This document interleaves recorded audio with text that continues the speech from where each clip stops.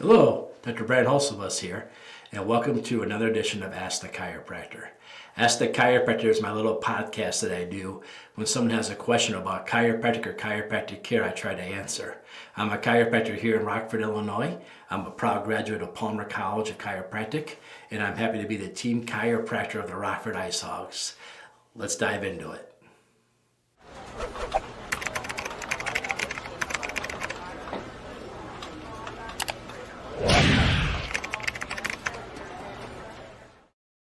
Hi, thanks for tuning in. Today's question has to do with epidural shots, cortisone shots. People ask me all the time, hey, my back's been bothering me for a while. Should I get a shot in my back? What do you think about getting a shot? Hey, I went to my doctor and they suggested I get a shot in my back, or I had an MRI and they're recommending me get a shot in my back. And today's pain management doctors, several of them, a lot of them give over 40 shots a day in people's backs. They just go around room to room doing this. That's very common practice. And so when I'm asked my opinion of cortisone shots, I like to talk about the research more than maybe my opinion, right? Because my opinion obviously is you got to give chiropractic a try. My opinion from that is formed because the research is abundantly obvious that chiropractic adjustments should be your number one choice for acute lower back pain and neck pain. There's just tons of research showing that this is the number one thing we should do. Even the World Health Organization recommends chiropractic care above anything else. But that's not how we do it in the States, right? In America, we get that cortisone shot. And there's been a lot of research on this, and another research paper just came out. And I'd like to take a couple minutes and educate everybody on the research paper. And you're going to have to humor me this week, because this week I actually have my notes in front of me, because this is a lot of cool data and a lot of cool information, and I don't want to mess it up. This came from the American Academy of Neurology, and what they did is they took 90 case studies and they looked at the information, how it helped. And they looked at two different cases. A lot of people come to us because they have spinal pain or radiculopathy. What is radiculopathy? That means that my lower back hurts and it's traveling in the area. It could be down your leg, it could be in the general facility, but if there's back pain, it hurts more than just that one spot on my back. The second one is stenosis. Now, everybody has a spinal canal where your nerves go down. Your spinal cord goes down. It goes out of there to the rest of your body. And it's right along the spine surrounded by bony bridges. Stenosis is when this canal is being encroached. It's being crowded, and the hole that should be this size is reduced in size, and it's putting pressure on the nerves inside the spinal canal. I don't want to say spinal cord, because the spinal cord ends at L1, L2. So if it's at L4, it can't hit your spinal cord because you don't have a spinal cord there. It ended higher up. That's stenosis. Now, what they did is they did some short-term and long-term studies on this. They wanted to see how these cortisone shots work. And they have what they call a success rate difference, and they also have what they call a number needed to treat. Success rate differential, that is how many people did they see until somebody got relief. And then the NNT number, the number needed to treat for success, it's a mirror image, right? Because if it's, you'll see. Let's talk about short-term relief from radiculopathy pain with a cortisone shot.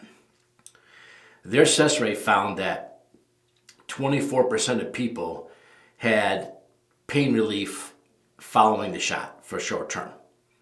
So that's they need to treat 4 people before one person has relief.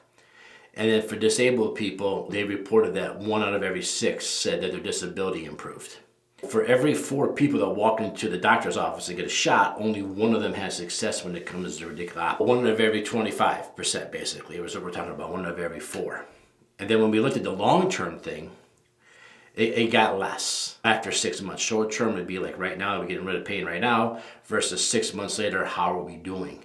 We found 6 months later that the SRD was 10%. So only 1 out of every 10 had relief from radiculopathy. And of course, the number needed to treat was they had to treat 10 people to get 1 to be successful. So the long term of this was not so hot, right? Only 1 out of every 10. So when you have the cortisone shot 6 months later, 90% of them are back where they started. Maybe this is why you're allowed 3 shots a year. The problem with the 3 shots a year is the literature is abundantly clear that cortisone shots will cause damage to the joints repetitively done over time. I had my shoulder surgery and I got a cortisone shot on my man, that feels great for my shoulder, because again, the spine and the shoulder are different things. The FDA's never approved the shots for the spine, but they do approve them for the shoulder. I got relief right away. I'm like, why don't we just keep doing this? And they basically told me, my orthopedic friend, who I trust is a friend of mine, he said after so many, you're going to whole rotator cuff will deteriorate. So there's no arguing whether or not cortisone shots will eventually deteriorate the joint. So that's one of the problems of getting 3 shots a year. Let's summarize radiculopathy here real quick. Short term, quick relief. I'm in a lot of pain, I get the shot. 25% of people will get relief. For every 4 people that go in, only one's going to get relief.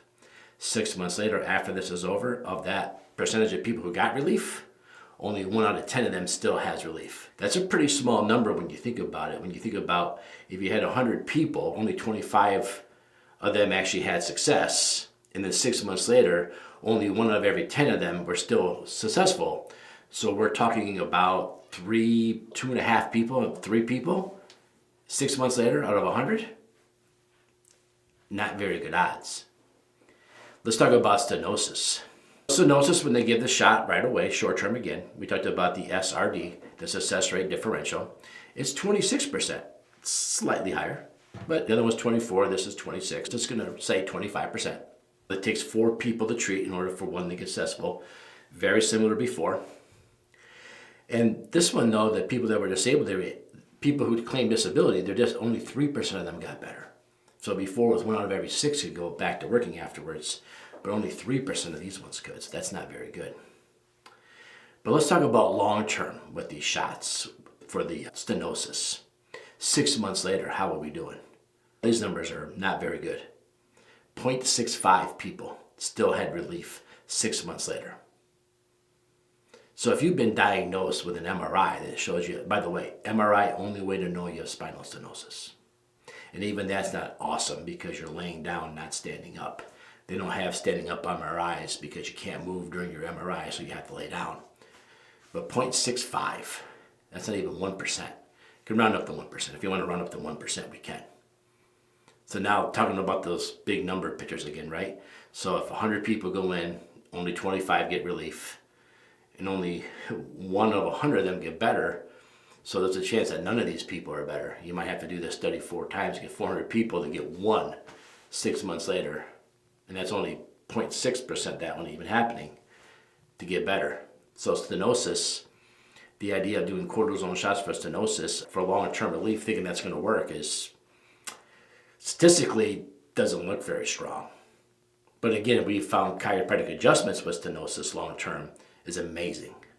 Again, this is not a chiropractic research paper. This is the American Academy of Neurology. I will put a link to this paper wherever you're listening or hearing this so you can see it, okay? So why is this so important to me as a chiropractor? I've hinted towards a little bit. 89% of adults at some point will have back pain. 89% of our population will have back pain at some time. And where are they going to go to get help? What are they going to do to take care of themselves and have the most success and have the least problems down the road? If you read the research and you follow the literature, it just continuously pushes what they call spinal manipulative therapy.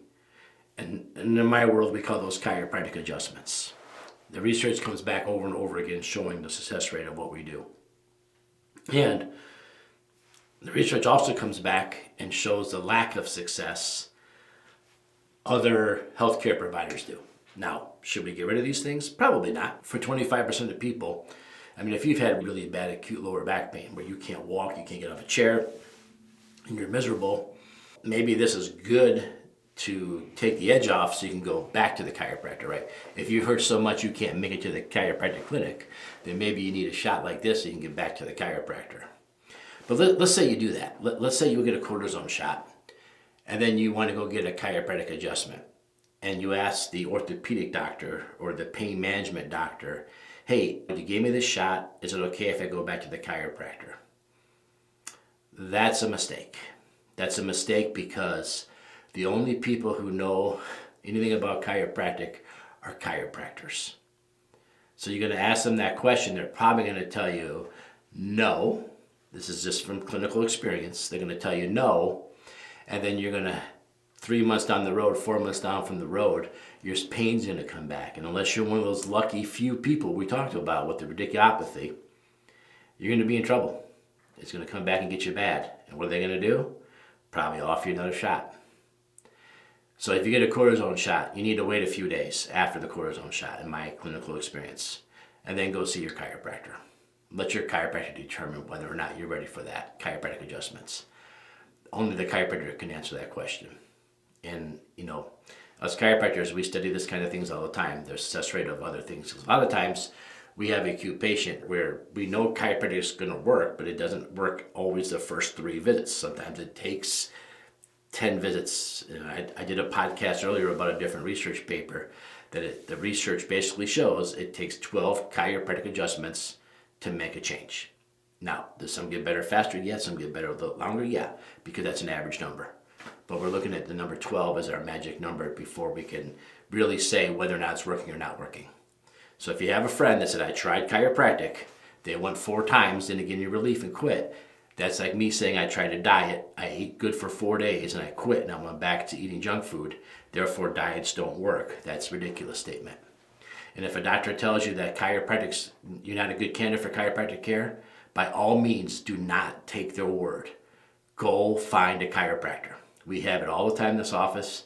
Somebody finally finds their way to us and they find out that they could have came seen us a long time ago. So, spinal radiculopathy, spinal stenosis, and cortisone shots. I hope I shared some cool information, gave you something to think about. And like I've stressed 1,000 times before, if you have questions about chiropractic or chiropractic care, go find a chiropractor, ask them. They're the only ones who actually know whether or not you should or should not be adjusted. Thank you.